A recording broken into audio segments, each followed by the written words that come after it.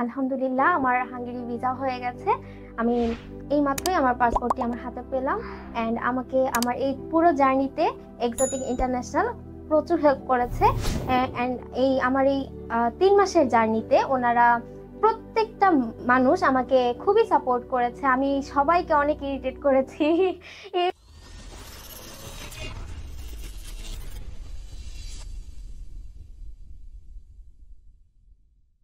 এই বাট ওনারা আমাকে অনেক টলারেট করেছে।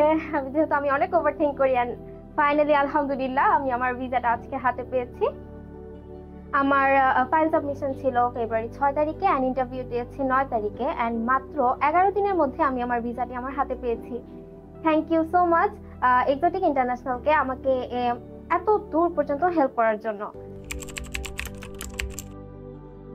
আমি লাস্ট 2 বছর যাবত আমি ট্রাই করতেছিলাম। আমি বুঝতে পারতেছিলাম না, খুবই ইনডিসাইসিভ ছিলাম, কোথায় যাব কি করব কিছু বুঝতে পারতেছিলাম না। আমি যেহেতু আমার এসএসসি ছিল 2019-এ এবং এইচএসসি ছিল 2021 সালে, অ্যান্ড এরপরে যেহেতু অনেক বড় একটা গ্যাপ হয়ে গেছে, তো আমি খুবই টেনশনে ছিলাম। অ্যান্ড এর মধ্যে আমার মাসুদ ভাইয়ের সাথে কথা হয়। তো সে আমাকে খুবই সাহস মানে এনকারেজ করেছে হাঙ্গেরিতে অ্যাপ্লাই করার জন্য। অ্যান্ড এত দিন পরে, এত বছর পরে আমি যখন এক্সোটিকের কথা শুনলাম, আমি ওনাদের কথা শুনে আমার খুবই ভালো লেগেছে।